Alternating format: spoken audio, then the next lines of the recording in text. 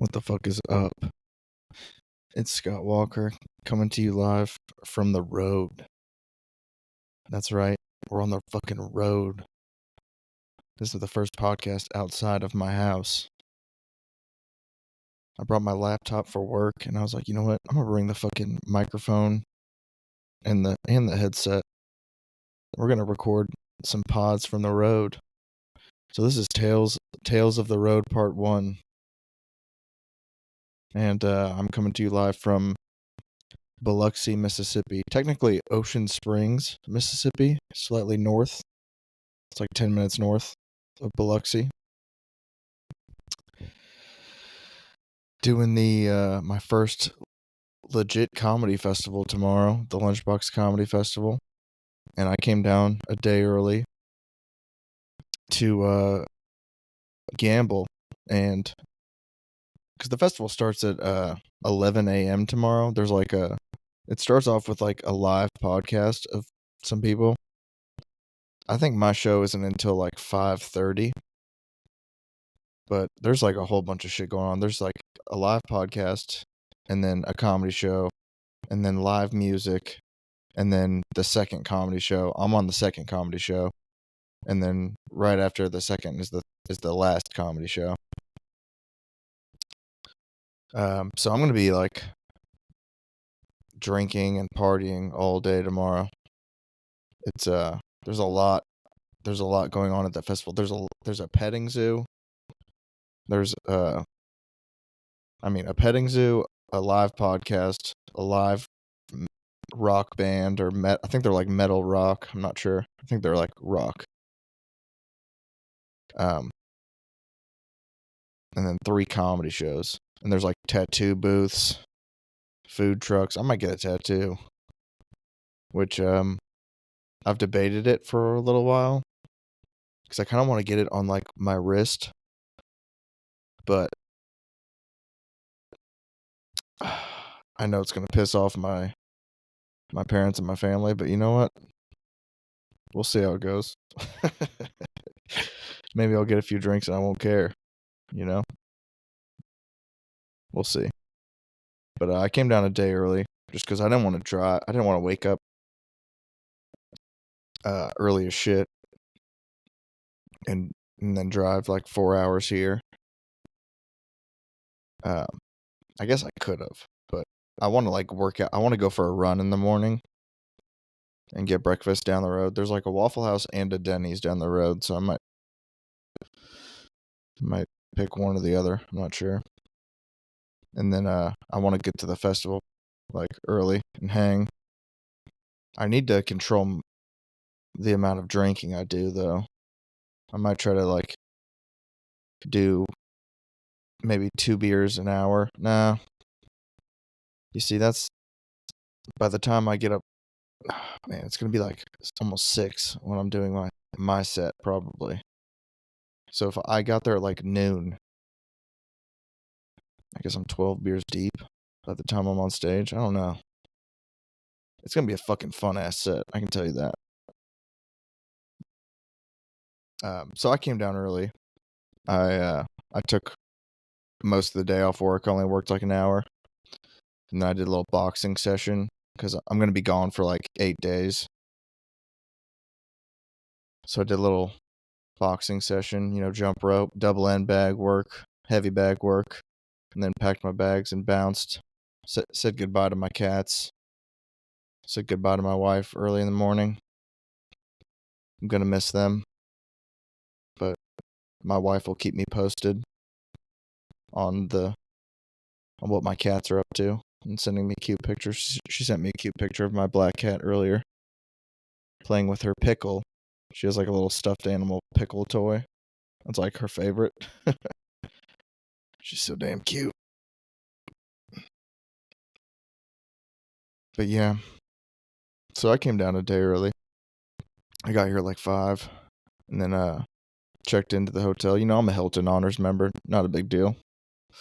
Not bragging. But I am a Hilton Honors member. So I'm staying at a Hilton here in Ocean Springs, Mississippi. I'll also be staying at a Hilton in New Orleans, Louisiana on Monday. or Sunday night. But I came here, checked in, and then got a little Uber down to the Beau Rivage, the nicest casino in Biloxi. That's where I stayed last time I was here. If you recall the podcast Beers in Biloxi, that's where I stayed a couple months ago in like March. I drank so many beers last time I was here. I drank like over 40 beers within like 2.5 days. As a problem.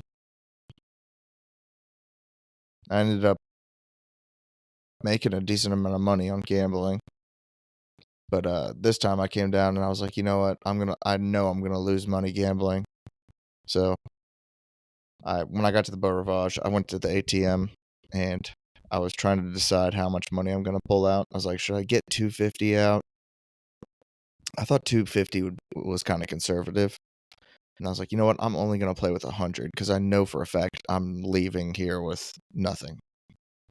And so I just ended up doing the smart thing and just getting 100 out of the ATM and then going over to the roulette table. Y'all know, if you listen to Beers in Biloxi, whatever episode that was, it was like somewhere around 10, maybe, I don't know.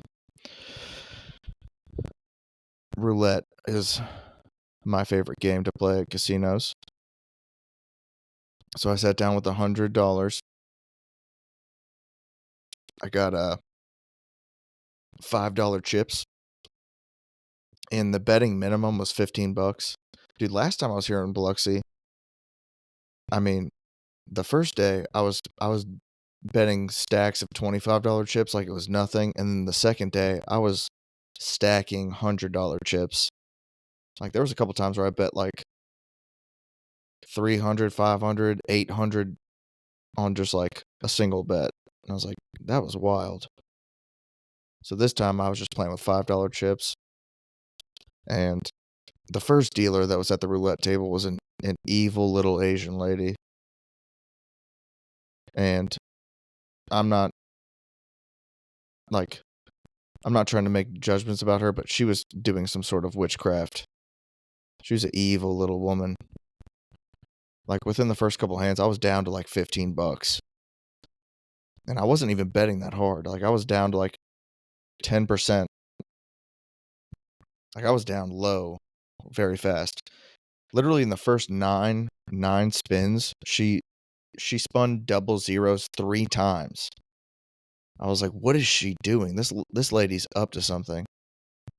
And then they booted her off, and then this redhead lady came in, and she was cool. She was spinning a fair game. You know? I racked my money back up. I was up like $40 in total. And then I was like, you know what? Let's see if I can just double my money and get the fuck out of here. And then I just made a couple aggressive bets and lost it all. But I was like, hey, I only played with $100. Easy, you know? A couple months ago, I walked out of here with $1,500.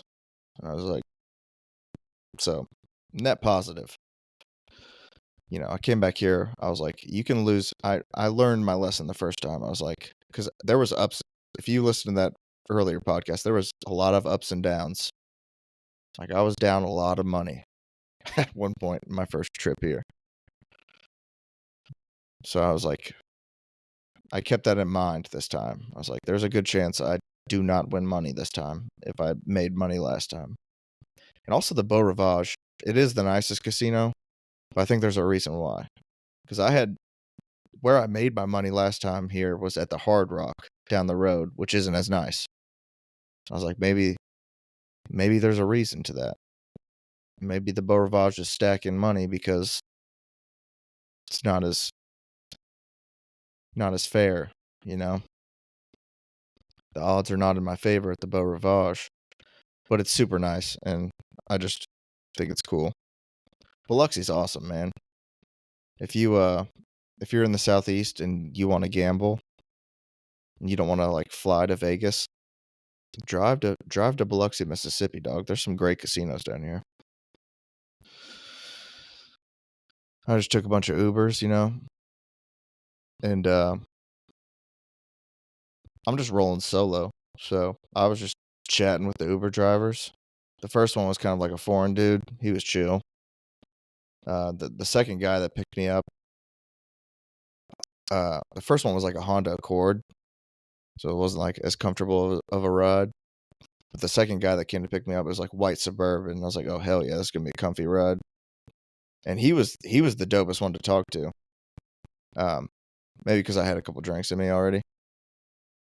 But we had a good convo, just talking casinos, gambling.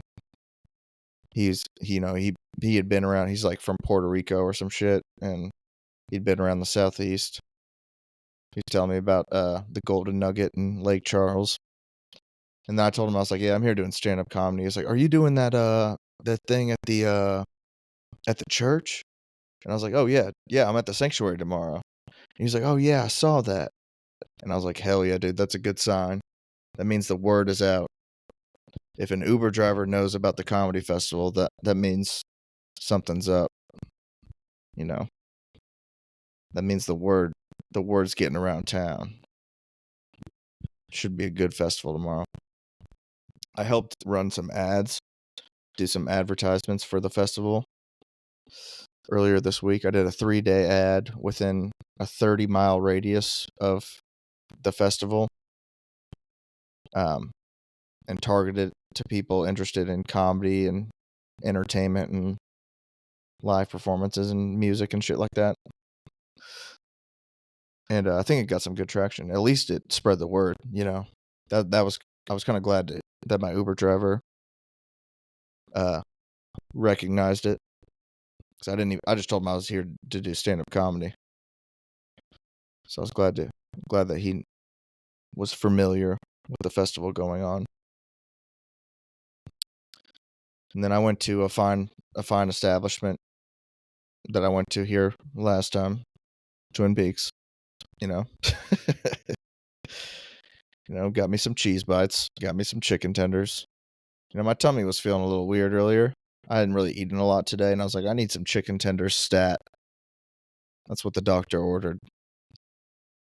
And I had a couple Corona premieres with limes at the Beau Rivage while I was gambling. And then I got some good Twin Peaks tall giraffes. Which got like 2. So I guess those are like a beer and a half, maybe. I think they're like 24 ounces. I guess that's 2 beers. So I only had 6 beers today. Which is okay. I didn't want to go too hard tonight, because I have to do comedy tomorrow, and I'm going to be drinking a lot tomorrow. So I need to conserve my energy to party for the festival. But I did want to get some partying out of the way tonight. Throw some chips on the table.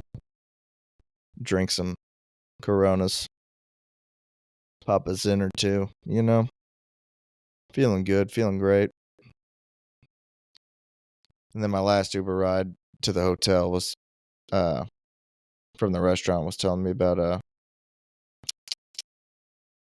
a cool bar scene in downtown Ocean Springs. So maybe I'll hit that up after the festival. Probably not. I think I'm going to get all the drinking I need to do done at the festival tomorrow. And then maybe I'll come back here and do a part 2. I think that should be how I operate. I think this weekend I could do, this is part 1. I'll do part 2 tomorrow after the festival, and then part 3 will be in New Orleans. Be pretty cool. I'm excited for tomorrow. Oh yeah, New Orleans. Yep. Okay, so this whole trip, I was supposed to drive down here. I've been doing Auburn and Opelika this week. And I drove down. I'm doing Biloxi, Mississippi tomorrow. And then I'm supposed to do New Orleans Sunday. And then Panama City either Tuesday or Thursday next week. and then finish up Saturday, like around Columbus, Georgia. So I was gonna hit Mississippi, Louisiana, Florida, Georgia. Or I guess I hit Alabama first yesterday. So it's gonna be Alabama, Mississippi, Louisiana, Florida, Georgia. A good little 5-state run, you know? But it turns out last night, uh, Mark Normand is dropping in to do the venue that I was going to perform at Sunday in New Orleans. So it looks like I'm not going to be doing comedy in New Orleans, but I bought a non-refundable hotel room and I'm going to the Mark Normand show. So I'm not going to get to do comedy that night at the venue, but I get to watch Mark Normand, maybe chat and hang with him for a little bit. Who knows? We'll see. And then Panama City, I don't even know because I'm staying at like a really sick beach house next week with my family, and they're doing all these dinner plans and shit. So it looks like I knew Panama City was gonna be up in the air. I was like, maybe I won't even hit that one. That was just gonna be like a bonus set if I could swing it. Doesn't look like that's gonna happen. And then Mark Normand announces that he's dropping into the venue in New Orleans. So it looks like I'm just doing Biloxi and then Columbus. But I'm gonna party in New Orleans. I'm gonna fucking chill with Mark Normand, I guess. Maybe I'll do comedy. I don't know. You know, I'm just living life on the road. I'm taking it a day at a time. Fucking, I've never been to New Orleans. It's gonna be cool to hang down there. Really, the highlight of the trip is this festival tomorrow. So that's really just the main thing I care about. It's just partying tomorrow with a bunch of sick comedians. Mike Eaton's on it. The homie Roderick McDaniel that I featured for a few times. He's another Austin comic. So is Mike Eaton. There's a Louisiana legend, T. Ray Bergeron is on that. And then the homies, Jasper Cruz, JD McKenna. It's going to be a good time. My buddy Bryson is performing in New Orleans right now. And he might stay the weekend, so I might link up with. He was like, you might see me Sunday. And I was like, hell yes. Please stay, Bryson. Because I don't know if JD's coming. I don't know. Everything's all over the place right now. So maybe me and Bryson end up seeing, either me or JD end up seeing Mark Normand together. Or me and Bryson. Maybe we do comedy, maybe we don't. I don't know. I don't know what the fuck's going on with New Orleans right now. The plans are all over the place right now. But all that matters is tomorrow is the comedy festival.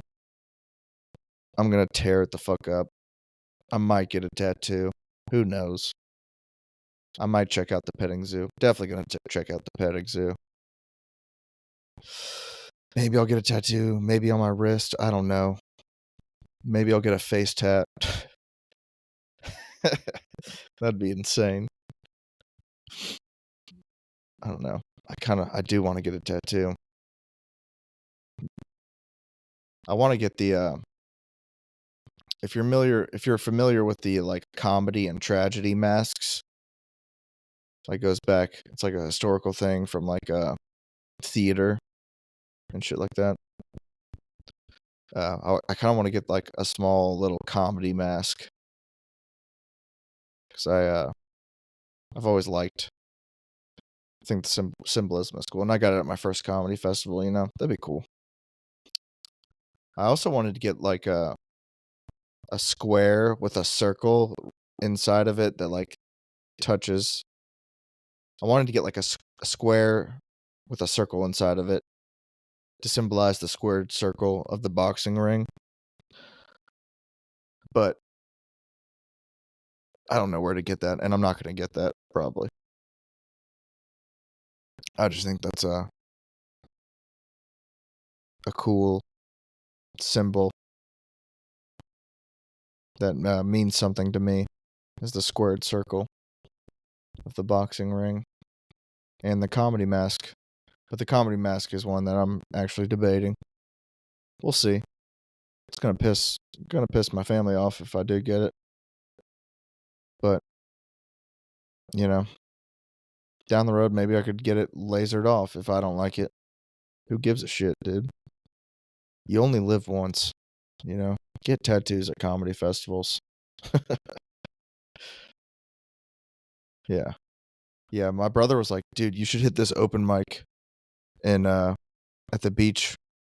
You know, my whole family's staying at this huge, it's like an $8 million beach house. It's an insane beach house. It's sick as fuck. And he was like, "Dude, you should hit this open mic on Tuesday. Our whole family's gonna be there." And I look up the open mic, and it's like a karaoke. It's like a music oriented open mic.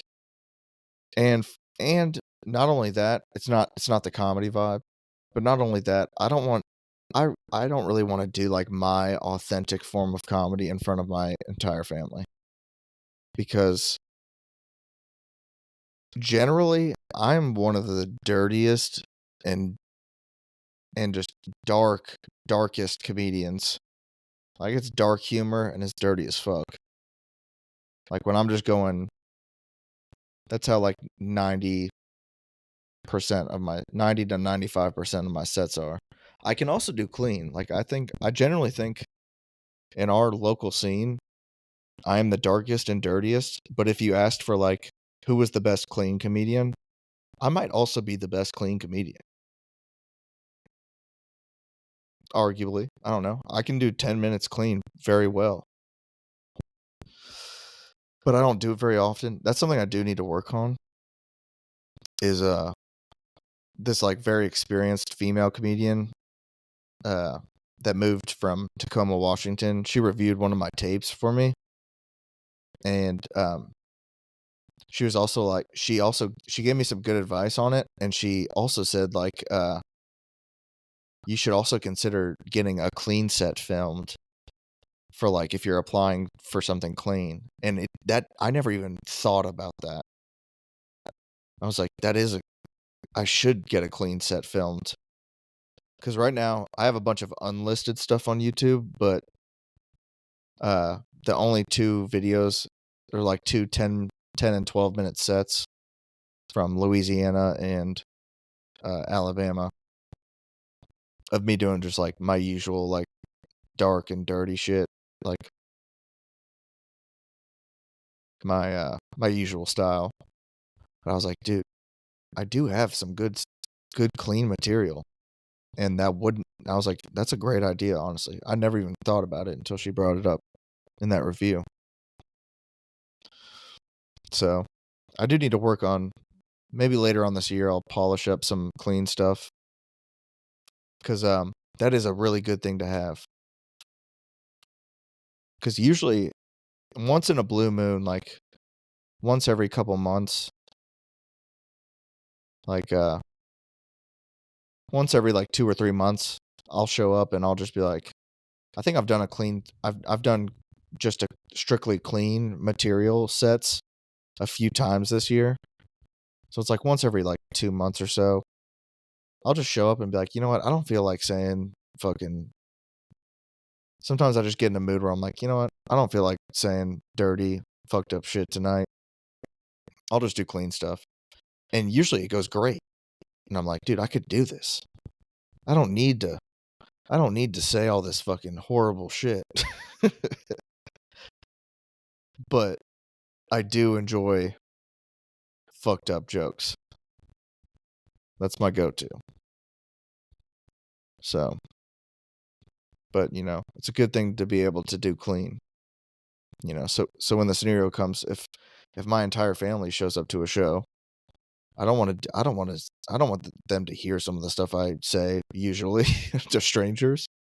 I could do great clean material and crush in front of them with clean material. That would be fantastic. That would be ideal. Because that female comedian that reviewed my stuff, her name's Lisa. She's from like Washington. She's kinda, like, traveled a bunch, but she's, like, an established comedian. She's actually performing tonight. She's, like, featuring or hosting this weekend in Louisville, Kentucky. Um, so she's got a lot of experience in comedy, and she's, like, more so she's, like, a clean comedian for the most part. And, and she was when she was saying she was doing a weekend in Louisville, I was like, "Oh, man, I have so much family in Louisville. That'd be awesome to do." That is, like, one of my bucket list spots is to do the Louisville Comedy Club, because I know a couple people that have done it. And I was like, "Yeah," just because I have like, my whole entire extended family is lives in Louisville. My parents both grew up there. Um, I visited there so much in my life, and I just love Louisville. Like, I have so much, like, family ties there. And I was like, "That'd be awesome to be able to do a set there at their best club." And then I was like, "But if I do get there someday, if my extended family finds out and they're gonna show up, I don't wanna I gotta pick and choose what jokes I'm gonna tell." So, maybe I think the goal for the rest of this year is maybe try to work on clean. That'd be such an interesting turn in my comedy style as if I, like, pivoted to being just a squeaky clean comedian. It would be insane. 'Cause I genuinely think I'm the darkest and dirtiest comedian in our local scenes, arguably. I think I say the most fucked up shit, but there are many times where I'll show up and just do clean material and do great. Like, I think I'm arguably one of the better clean comics as well. So I can go either way. I'm a switch hitter. But I really think that would be sick. I think it's kinda funny doing clean too, 'cause because all the guys, like, know my usual style. I don't know. I think it's just kind of a trip to be like, "You guys don't even know what I used to say." I'll show up and just do clean material and be like, "You guys have no idea what I'm capable of. The things I'm capable of saying. This dark and twisted mind." No, I'm so edgy. No. But yeah, I think I do wanna work on being clean, but not tomorrow. Tomorrow the festival is getting the darkest and the dirtiest, and I'm gonna have some drinks in me. I'm gonna have fun with it, dude. It's gonna crush. Hey, dark, dirty, or clean, Imma do me, and it is what it is, bro. So, I'm looking forward to the festival tomorrow. We're gonna have some drinks, gonna party, gonna hit the petting zoo, maybe get a tattoo, who knows? Chilling with the bros. I should probably pop a liquid IV right now. I mean, not a liquid IV, sorry. Element electrolytes. Brought a big ass container. I might bring it to the festival tomorrow. Just support the fellow comedians. Electrolyte levels. No, I'm gonna keep them to myself.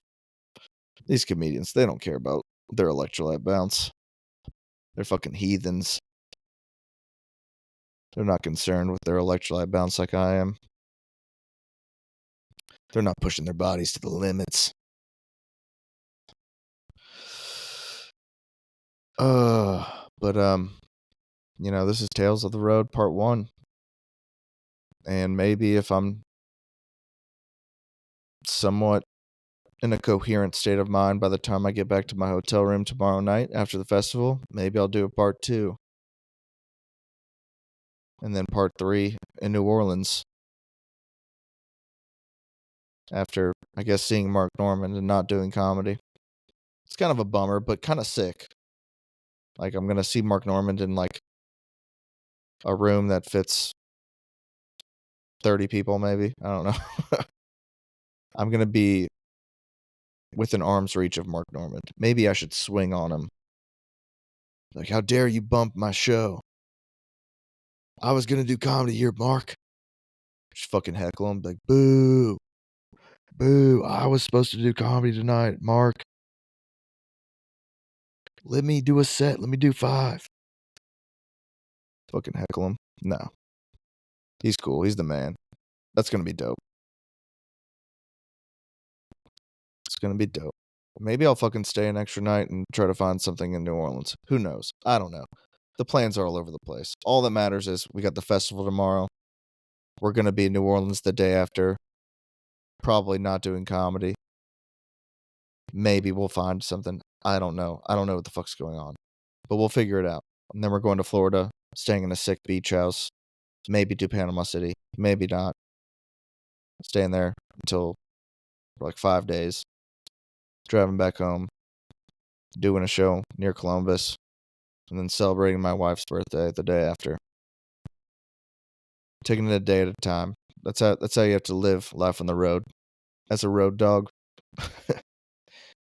You gotta just take it one day at a time, brother. One day at a time. All right. Y'all have a good night. I'll see you for the next part. Bye. Wish me luck on the festival tomorrow. Say a prayer for my liver. And this crowd's about to get this work. Y'all have a good weekend. Love you. Bye.